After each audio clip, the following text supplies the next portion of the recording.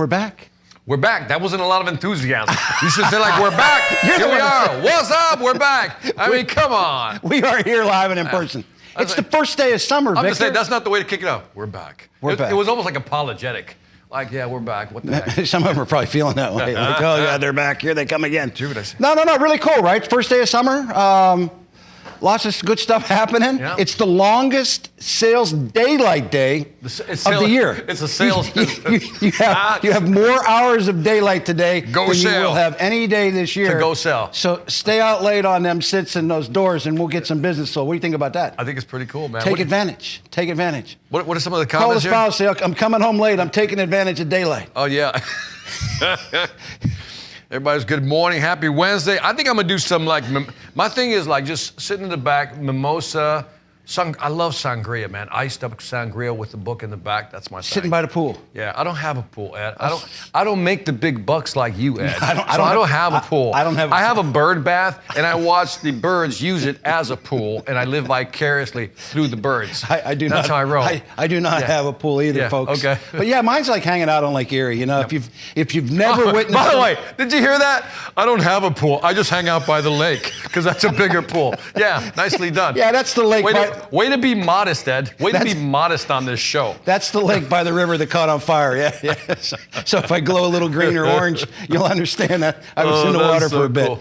No, but really cool. I mean, I look so forward to summer because we can kind of gather our kids, you know. And That's nice. We typically don't do that. And I mentioned yesterday that the 4th of July is the mandatory holiday for the Donahue clan. Like my kids have to be there. Okay. You know, they can miss because they're married and they got spouses. They can miss an occasional Christmas or Thanksgiving.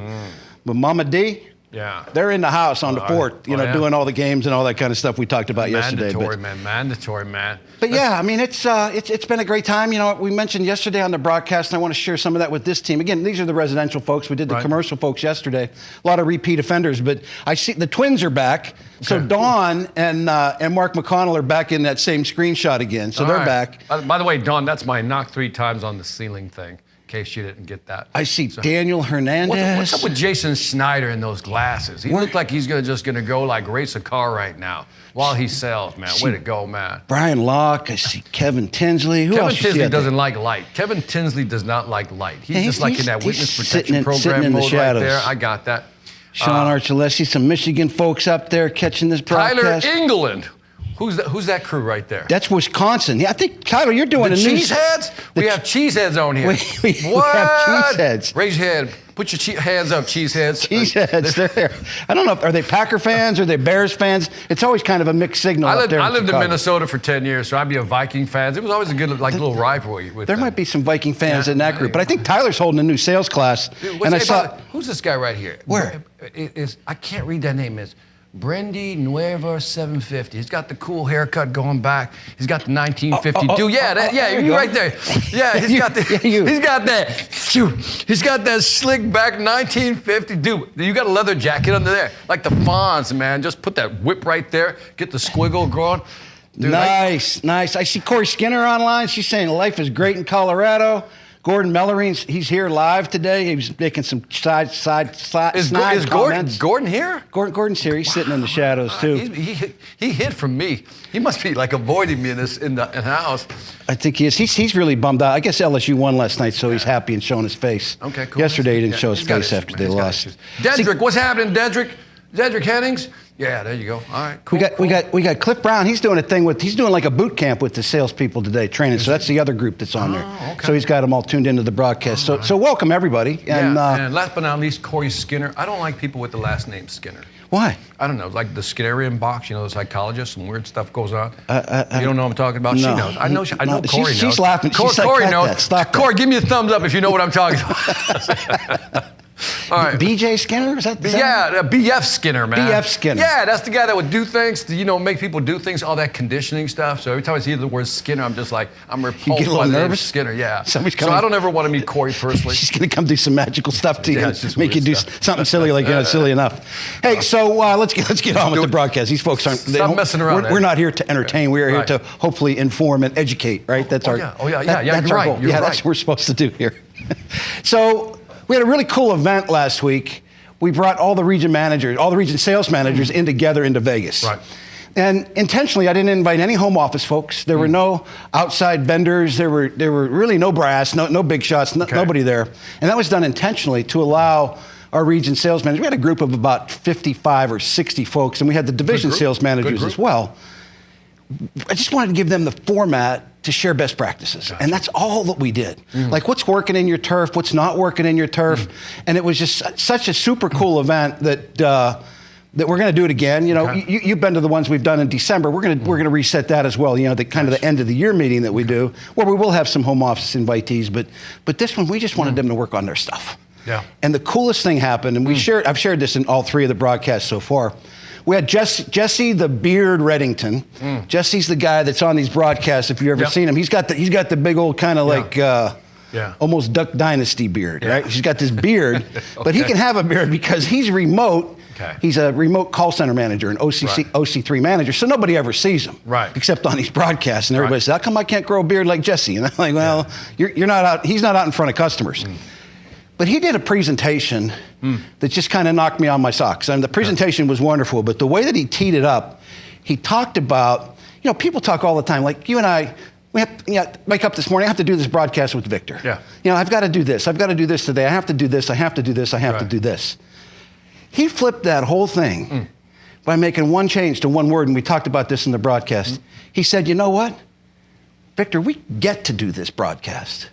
We get to do this job. That's I don't have to do this job. I get to do this job. And just as we talked earlier, just that one spin on that word, right? Talk a little bit about that. Well, there's a whole a school of psychology called positive psychology that's built around just changing 1 or 2 words, and it just reprograms how you think about things. And just that simple shift in a word shifts the way you see things. Yeah. And it may sound like trivial, but it's not. Yeah. It really isn't. So I love that. Yeah, and it's funny. We talked about that in the last broadcast, and you know, we asked you to share your feedback in your group meet chats. You know, Jason Sire, one of our star performers, you know, going to be in the Hall of Fame if they ever have one for sales.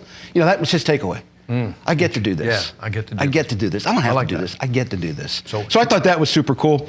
We worked on a whole bunch of other stuff. As you know, one of the biggest, I guess, not so much a challenge, but one of the biggest opportunities we have as a company is retaining our people better, retaining our pest control technicians and our termite techs, and certainly as well as our I like the way you flip that too. It's not a challenge; it's an opportunity. Yeah, it really is. It's very Jesse Beard of you. Jesse, the wisdom, the beard of wisdom. So maybe one day I'll grow a beard of wisdom. But it is an opportunity, right? It is an opportunity. It really is, and a lot of the conversation last week with the RSMs was, you know, how to get better at retaining, how to bring more people on. You know, it's a tough hiring environment for everybody. So a lot of those kind of small group stuff that we did were based on that. And the good news, I mean, it's early on with the retention, but you know, we've certainly improved our retention. We're keeping our people. Nice. Now, the jury and the verdict is still out. We've only 5 months in, but the numbers look incredibly great for, you know, compared to last year. So hopefully that kind of work will continue to figure out how to treat people better and that kind of stuff. So it's trending in the right way. It certainly appears to be. You know, fingers and toes crossed and all that other kind of stuff that you do. But I remember that was the big one at Shreveport. Monster. You know, Leland was focused on it. Pat was focused on it. Yep.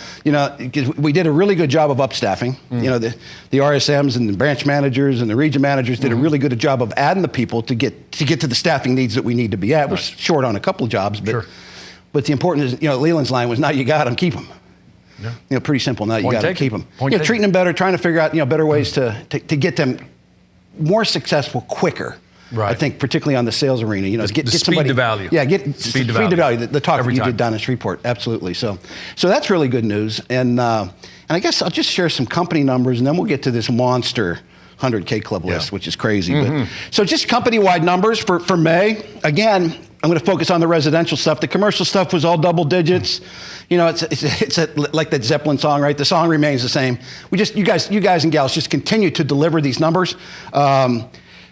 Total termite sales for the month of May, up 16.7%. I mean, just outstanding, outstanding. And again, we talk about it all the time. I've become a broken record.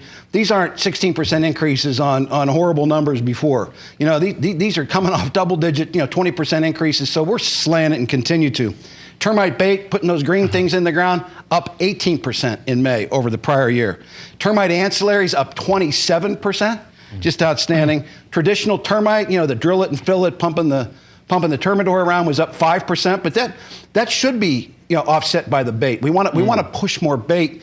We know that the bait stations make the termite renewals stickier. They hang around on average. That you put Centricon in the ground, that customer's typically around for 8 to 9 years. Where our liquid treatments, that out of sight, out of mind goes away, and we're lucky to hang on to those folks once their REC payments are done. Quite frankly, so we hang on to them for 3, 4, 5 years. Fascinating to me. I'm fascinated. They just see them. They're out messing in the garden, weeding the garden, cutting the grass. They see the station. Hey, that's my working pro. Yeah. Keeping the termites out. The psychology is fascinating. Isn't it crazy? Yeah. You see them. So that's cool. One of the big things that's really impressive, I think, what these folks are doing is our average price. Our average price is up 12% year over year. I love that. That's kind of a testimony to what these folks are doing every day. Certainly the increased bundling that they're doing, but kind of hanging on to their price points. Yeah. Because they're doing two things here, right? Holding on to their price points, or actually pushing them up with some added value. Yeah, and we've had some nice price increases over the years, but to come out with a double-digit price increase, that's outstanding. Average job price is up, 10. Did you see when you guys pulled up your price a little bit? Did you see some fall off? Was it I'm sure you've overcome that, but did you see any fall off or nothing that just stood out? I will tell you this: on our residential rate card, we think we overstepped our bounds. So we just recently, this past week, just went in and kind of lowered those. The stuff that they sell over the phone, the stuff that Jesse and Tim and April and that team sells over the phone at OC3, the call center. We lowered the rates because we think we might. Where closure went down. We've got such deep data. So when closures slipped in those markets, we thought we might have been pricing ourselves out, so we made the adjustments. That's the cool thing about having all the analytics is, you test the closure based on the price. And as we saw closure slip, in those markets that closure slipped, we lowered, not dramatic increase, but we brought it back down. I love that. Because we went in very aggressively on it. Right? You're using the data. That's great. And as soon as we get a better rate card tool, we'll be able to be almost like instantaneous with it. But isn't that where the technology is going, right? Yeah. Being able to see that, adjust quickly. Absolutely. Yeah. The perfect world, you'd be able to adjust to the day. Yeah. To the hour. You'd look at a zip code and say, okay, our closure was at 58%. It dropped down to 52% yesterday. Let's drop the price. Let's see if we can find that sweet spot to where you get enough price and you keep your closure up. So, do you know what's becoming very popular right now is dynamic pricing at food stores, where you can go there during the day, and if they're not hitting the price because they're all digital, they can adjust the price. Kind of similar. Very similar. Yeah. Very similar. To kind of move the products, get the stuff off the shelves, that kind of thing. And that dynamic pricing is something we're going to live with forever. Yeah. Forever and a day, I bought a bunch of Notre Dame tickets, right? Notre Dame football tickets, and used to be, $85 for your seat. Now it depends on who they're playing, how much demand there is. When they're playing USC, at Notre Dame Stadium, that ticket's pushing a couple $100. That's great. They're point of sale, not the aftermarket. So they're driving that way. So the fact that you guys have that and can adjust that quickly is pretty impressive. Can't adjust it quickly. It takes like 4 or 5 days with our kind of our system. It'll get better. It'll get better. Yeah, it'll get better. Absolutely. So no, that's kind of where we're at. The mosquito sales is another big point that we need to hammer home. Our mosquito sales, through May, are up 25% over last year. Just again, a testament to what these folks are doing, what the call center's doing, bundling the mosquito in. It's a very saleable product, and we're going to talk about, whether you realize it or not, it's National Mosquito Week, Victor. It's National Mosquito Week. They got a week for everything and a day for everything. Okay, whatever.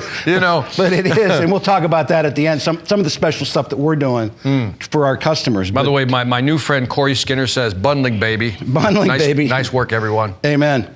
And the goal that we kind of challenge everybody, Pat C, he loves to set the goals and challenge them. We wanted to get to 15% market penetration. So 15% of our recurring pest control customers. Recurring pest control. We're coming every month or every other month, whatever the frequency is, or every quarter, whatever it is in your market.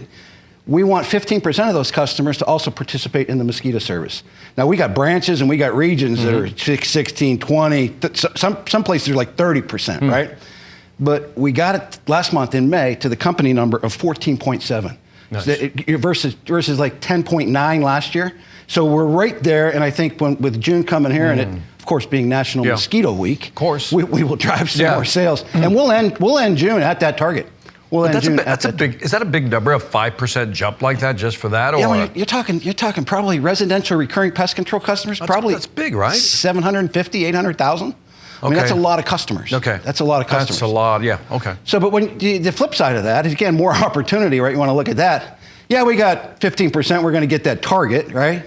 But what does that mean? That if my Youngstown math is right, that means 85% are out there to be had. Absolutely.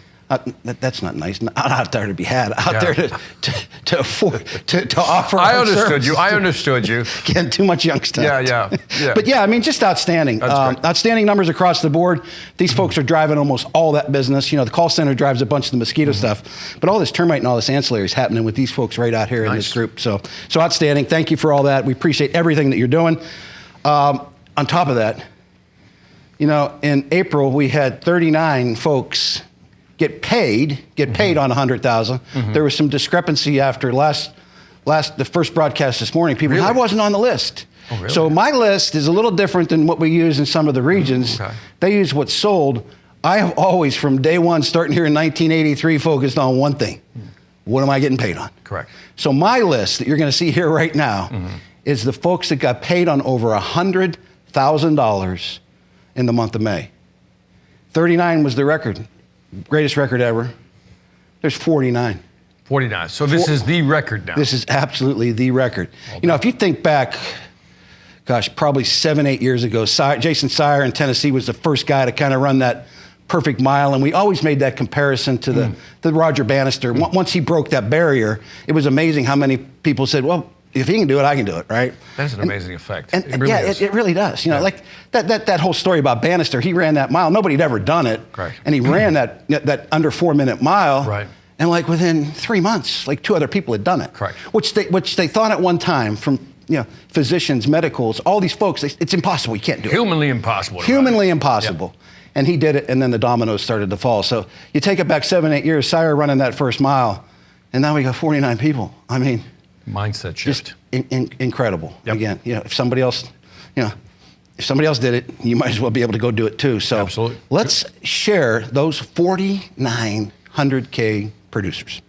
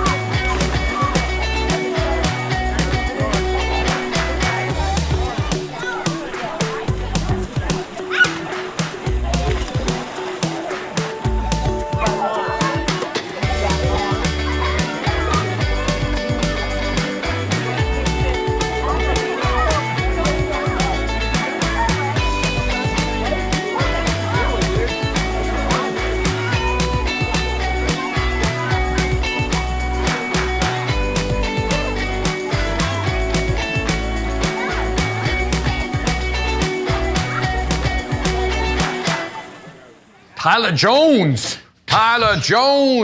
$251,000. Now, how much did that man make? Well, you got to figure they're at 14%.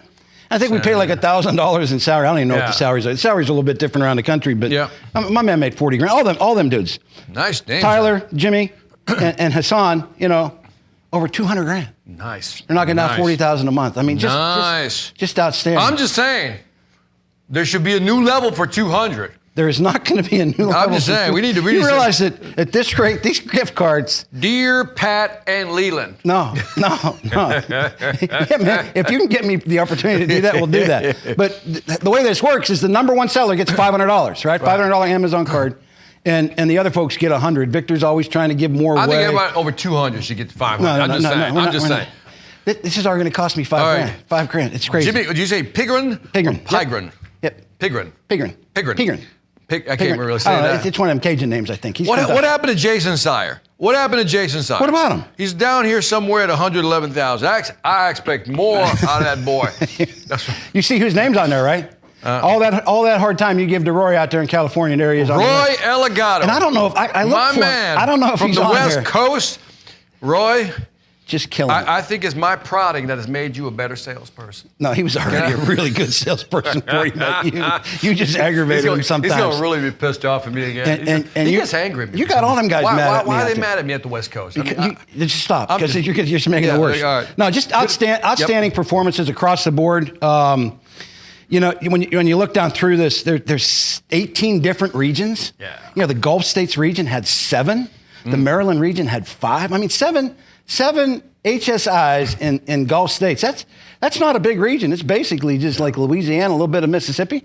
7 folks in that turf. Nice. Just hammered it home. I mean, Dawn Marie says Victor should be sending Roy a little something. There you go. Why don't you come out of your pocket and give some money? I will send him something. Roy, send me your address. I'm going to send you a little something, Roy, just to show you that I love you. There you go.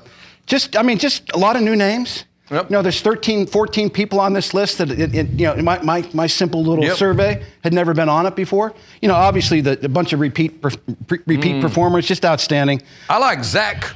I'm not a hack, shoot tack. I like that guy. He's the guy from Pittsburgh, and we talked about this earlier. Yep. He's a Yinzer, and Victor has no idea what a Yinzer is. Nobody so if you know what a understands Yinzer is, put it up there. If you know what a Yinzer is, put it up. It's like Nobody knows. You say y'all down here. You say yins when you're in Pittsburgh. So no, just outstanding. A bunch of brothers. The Corpuz brothers are on there again. Just really outstanding performance. We do have both of them on there. Oh yeah. The Corpuz brothers are back as a pair. Amen. Way to go, man. You know, there's 4 people that are rookies. They're within their first 6 months. I mean, just outstanding. I knew you were gonna ask me that. Way, John Stopka came in, out in Tennessee, Alabama. He's a transfer from one of our franchises. Stopka. Yeah. Cool. He's new. All right. Scott Morgan is new in Virginia. Again, if I'm missing you, I apologize. Yeah. This is just going off memory. Thomas Sims is new. Noah Sears in North Florida is new. First, Jonathan Richardson in Maryland is new. Jonathan Leiter, he's popped up on that list again up in Wisconsin. So I don't know how many. More or less, folks, how many months? A couple of those guys are under 6. You know, they all been hired this year. So I mean, just outstanding performance. And anything else on the top leaders? No, I just want to know. Like, do you guys have like an award? I'm asking because I don't know. I generally don't know. Like the person that makes the top. Do you count the number of times they make the top? Number 1 spot. And do you have like an award, like a World Wrestling Federation belt that you give them at the end, like a little Orkin belt, like something like that? Point, a lot of regions do. Like they take around the belt, like they have contests, and it is exactly that, the wrestling belt, and some of them are pretty impressive. Yeah. Right? Like one of them, I forget where it was, but the thing weighed like 100 pounds. You know, and they would put it on, and so each guy or gal that wins that month, they get to hang on to the belt. Cool. So, I don't know how I carry that around and go to all the branches to handle it, but they take pictures and put it on GroupMe. It's really cool. As long as they just do the belts and not the trunks. The trunks? The wrestling trunks. Like I don't want to see pictures with. No. Just don't even go there. Belt, don't go even go ahead. there. I just visually disturbed a lot of people. Go ahead. Yeah, you did. So this list. You know, I kind of changed up what we were going to talk about in this broadcast based on my propensity to creep on GroupMe. Okay. Right, so I'm always creeping on the GroupMe. So we finished. It just sounds wrong the way you say it. I know, but it's true. Like okay, go ahead. I'm not a Facebook. I'm a GroupMe creeper. So I'm on all these GroupMes all the time, and I spotted one yesterday after we did the broadcast commercially. Okay. You know, my wife leaves me every summer for the lake. She's up at the lake. I try to get up there when I can. But that was the deal when I moved to Atlanta, that she was going to spend the summer at the lake. So she's gone. Right. So most of these folks know I don't watch much TV, so I got nothing to do. So I'm sitting there. I did watch a little bit of the ball game last night. Okay. And I'm sitting there and I'm clicking through this stuff, and I came on to the South Carolina GroupMe. Okay. And it was a post that was made by Tyler Jones, the number 1 guy. Tyler Jones. Tyler Jones. Sorry, I just like saying the name. Yeah, Tyler Jones. Tyler Go Jones. ahead. And his post was, and he's like a lot of top producers aren't really like willing to help. You know, they're not that sharing and caring kind of person. Oftentimes, their ego gets in the way. Right. But I think about guys like Brian Worth and folks like that out on the West Coast that are they'll just share anything and everything and just dump the kitchen sink at you if you ask. So Tyler Jones is really good on trying to help his folks on his GroupMe in South Carolina get better. So he puts this post up there yesterday that just kind of took me back. He said, "I want to tell you guys what I did today." He said, "I reached out to Hassan Corpuz." Hassan Corpuz is the number 1 salesman from up in the Maryland market. for last year, or number one HSI. And he and Tyler this year have traded the top spot for the first 5 months. Tyler's won it. This is Tyler's third win, and Hassan won the other 2 months. Okay. So I see this post, and I'm like, so he had a conversation with Hassan, and so I saw that he posted. He said, I want to share with you guys that Hassan's one of the keys to his success is that he really knows what he's talking about. He spent 10 years as a termite technician before he became a salesperson. So he had all this, I guess, street cred, right, all this product knowledge, and he said that's a key to his success. And then he said, Hassan shared with me a secret on developing creative leads that turned me into a $25,000 sale yesterday, right? Okay. So I was curious about that, and I wanted to talk about it. Again, change the whole thing we're going to talk about based on that one post from yesterday. So I picked up the phone this morning, and I called Tyler, and I said, Tyler, tell me what's going on. Yeah. What were you doing? Why'd you call Hassan, right? You know? And he said, you know why I called him? He said, in April, I thought I had the number one spot locked up. I had $186,000 I was getting paid on. Figured no way anybody's going to catch me. And then I see the scoreboard and Hassan blows by me. So I wanted to pick up the phone to congratulate him and find out what's going on. That's cool. So these guys had this conversation. Cool.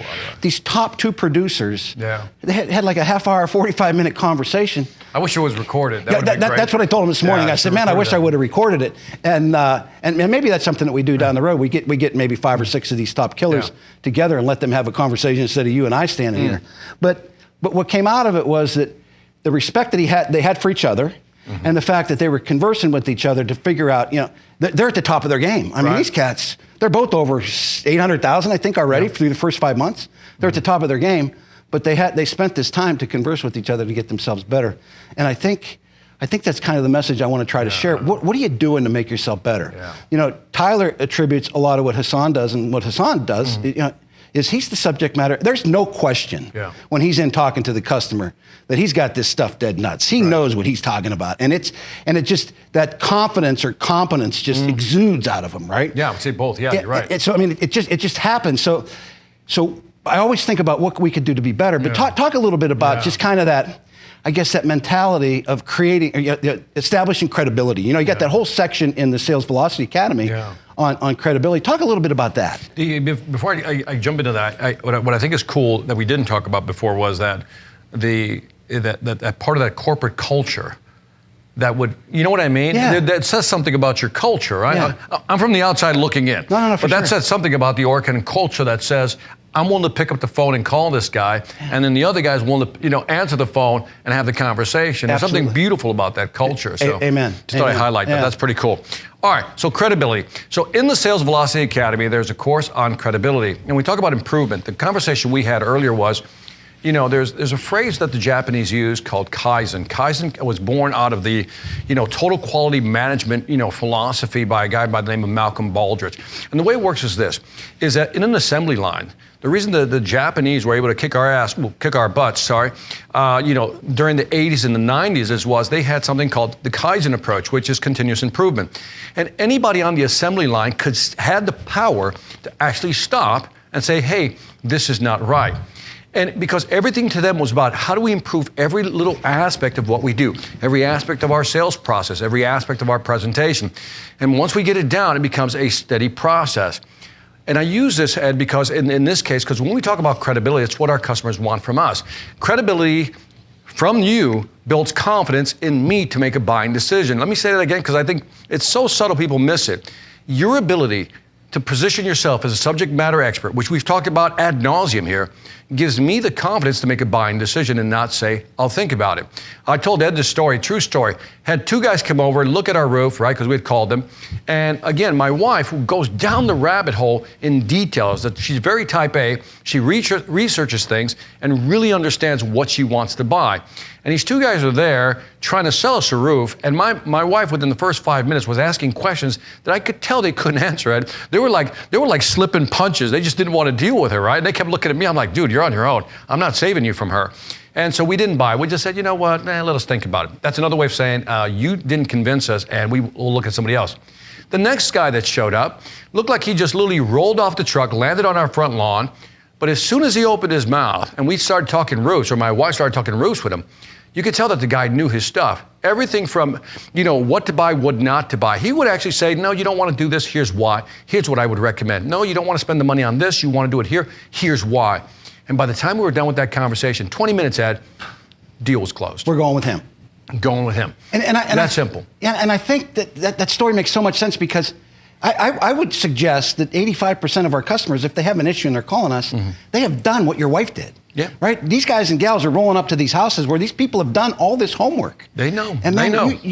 And maybe they could be going down the wrong path. You know, maybe they're getting some stuff off the internet that's not true.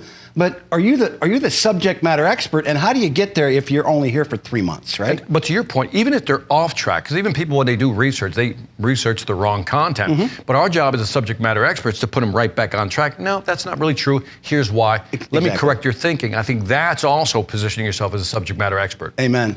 So I always wonder, like, what happens in the world. You know, like we talked about it after we did the first broadcast. Right. Like, what's going to happen? What's going to be the actionable items that they're going to take away? And you told me, you gave me great advice, but worrying about it, right? You know, our job is to kind of skip the stone and see how deep they dive.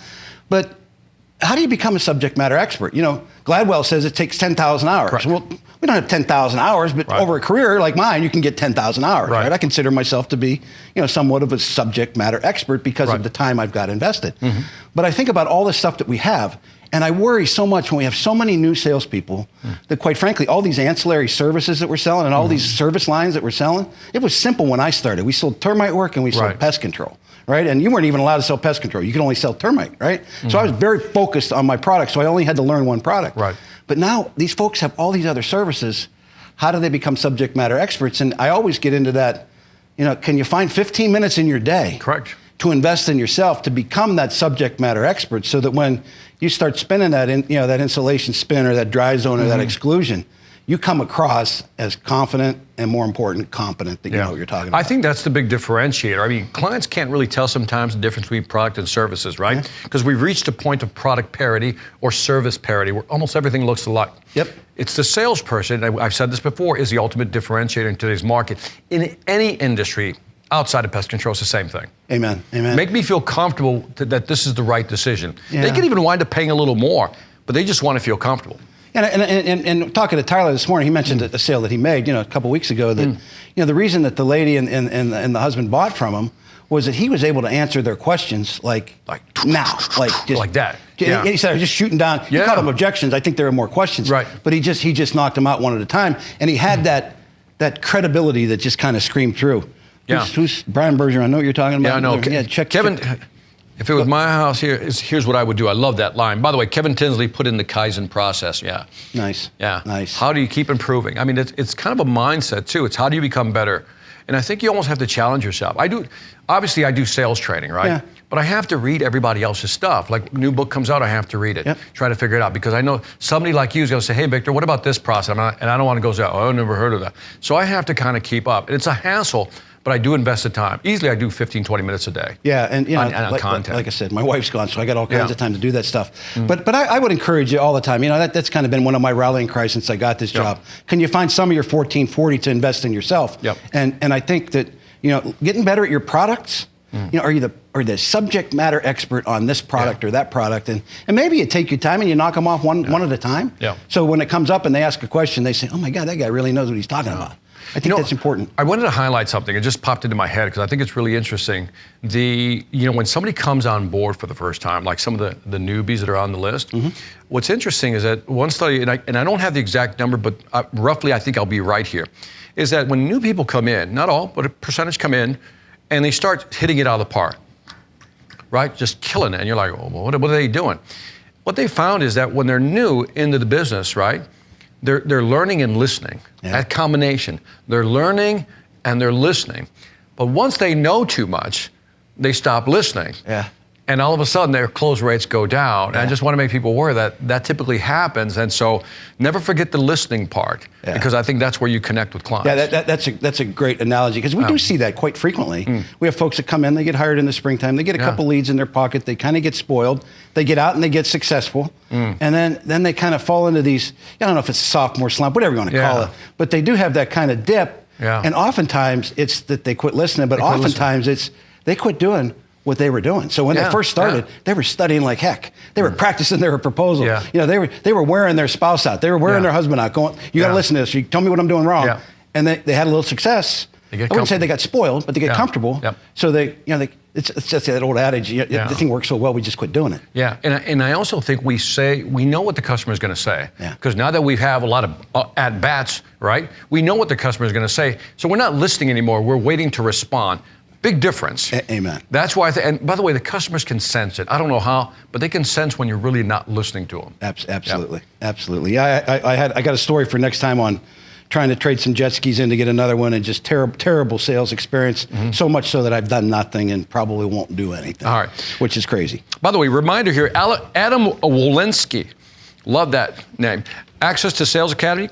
How do we get access? What's the best way they can do that? Get it to their RSM, and they can get it to me, and then we'll take it from there. Get it to the RSM, the DSM, and we'll get it figured out from there. And we'll get it to your daughter. And I know we're pushing time a little bit. The last thing, I do want to share this just to have it out there. Y'all have made a tremendous amount of sales in essentially the first 6 weeks or the first 6 months of this year. It's all-time records. Great numbers. Boom, making a whole bunch of money. Take it upon yourself to stop back in on those customers. If you're out there and your day falls apart and you had 5 appointments scheduled and 2 of them no-show you and you got nowhere to go, don't go to the pool hall like I used to do. Go visit a current customer and just roll up on them, even if it's unannounced. Does anybody go to a pool hall anymore, really? I'm old, Victor. I know. I'm old. But your point is well taken, right? Find something to do. Yeah, and that being engaged all the time. Yeah, that motion creates emotion. Something I learned early on in sales, that you got to stay doing something. It's almost like a shark. You just got to keep moving or else you just die. And so if you don't have anything to do, find something to do, because that really does change your mindset. Amen. And gets you more excited about the day. And my favorite way to get referrals, there's people that talk about getting referrals, and I think every sales manager talks about you got to get better at getting referrals. My easiest way was to go back to a happy customer and say, hey, Mr. Victor, I'm gonna stop in, I'm gonna check that job, let me look at it. Even if you show up, like I said, unannounced because your day fell apart. Hey, let me climb back underneath your house, or let me check down that basement, make sure that thing's still holding, everything's working well. And then when you come up out of there, obviously maybe you can pitch a mosquito because it's National Mosquito Awareness Week, right? Yes, you've said that several times, yes. or you may be able to get a referral. Yep. Maybe able to get a referral. So don't forget about going back, and more importantly, going back to the customers that bought in a competitive situation where they got 3-4 bids, and you just go back and say, Victor, you got to help me out, man. I appreciate the business, but you got to tell me why you bought from me. And what they tell you will be better than anything we could ever teach them. Yeah. Because they'll get that all, and they'll put that in the back of their brain. They'll never forget it. So that's good, I think. Anything out in the chat? Let's see. We got Robert Sedano says, listening to understand rather than listening to respond is essential. Bam. Adam says, my first piece of advice is when you think you know everything about pest control, it's time to get out of pest control. I don't know why. I don't know what Adam looks like. But I imagine a guy with a cigar saying that, when you think you know anything about it, just get out. Amen. Something like that. It just sounds Kevin like that. posted the process up exactly. Adam Humphrey says, I'm hanging out with Joni and Chachi. And I know exactly what he's talking about, which is a problem. Prawns, yeah, that's cool. Which is a problem. All right. Let's get out of here. So I've got a couple housekeeping things, and then I'll cut you loose. Today, June 21st, every one of our current customers, every one of our Orkin current customers, to amount to about 1 million, received an email offering mosquito services $50 off their very first service. They sent a couple of 2 different looking emails, but they both offered $50 off. So as you're out in the market, getting engaged and being in motion, certainly serve that up. Hey, Mr. Jones, did you get that email from corporate, offering you $50 off, and maybe you can convince your boss to sweeten it to give him $75 off. But think about the opportunity. So it's persistent. It's National Mosquito Awareness Month, and at the same time, we're pinging our customers, perfectly timed for you folks over the next few days to make mention of it. The other thing that they do up in the Northwest region, up in like Seattle and all that area, Portland up there, these salespeople up there, they text their customers. They text them. And they just offer mosquito service. And I mean, every day on their group me, they sell like 25 mosquito jobs. Yeah, it's a mind blower. And they just, hey, Victor's coming out tomorrow to do your service. Yeah. Do you want me to have him add the mosquito service to protect your family and pets against mosquitoes? It's I mean, and they just say yes. That's how much the world has changed. I'm telling you. They text. Salespeople sitting around drinking a beer, at night watching the ball game. Texting customers. Yeah. You want to buy some mosquito service? I got it here for you, baby. Just think about that. So touch those customers. So by the way, over almost 1 million pieces going out. Of collateral marketing. It's the email marketing, right? It counts. There's a lot of touches. It's a blitz. It's a blitz. The blitz is on. Go. So do your part to make that happen. Last thing, you know, some technician love, right? We talked about that in yesterday's broadcast. Man, your technicians have absolutely slayed it for you over these first 6 months. They're tired, they're wore out. Man, show some appreciation. Yep. Spread some of those commission dollars Yep. around you've been earning and make them feel as welcome as they are, because at the end of the day, I've said this forever. I could probably, as a salesman, do my job without a branch manager, a region manager. I could certainly do my job without a VP of sales. Right. But I couldn't do a lick bit of business and make any money without the technicians. Show 'em some So love. those need to be the most important people I in your agree. life, other than your family. I agree. And heck, you should treat them like family, Yep. right? So take care of those technicians, and finish June strong. You know, we need a little push. Most of the regions are a little bit behind where we want to be. So we always close out the months really strong. And then you folks that are in competition for the REC trip, you know, that thing ends. So make sure you get your contracts in and get them processed by July 3rd. You know, that Monday before the 4th, which is kind of a funky day. Get that stuff submitted so you don't lose out on that trip to Washington, D.C. Love it, man. And on that Cool. note, we should go out and enjoy summertime Yep. and kill it. Stay safe on the 4th of July, and we will see you in July. Next month. Late July, next month. Enjoy. Appreciate Be y'all. safe. Thank you. Bye-bye.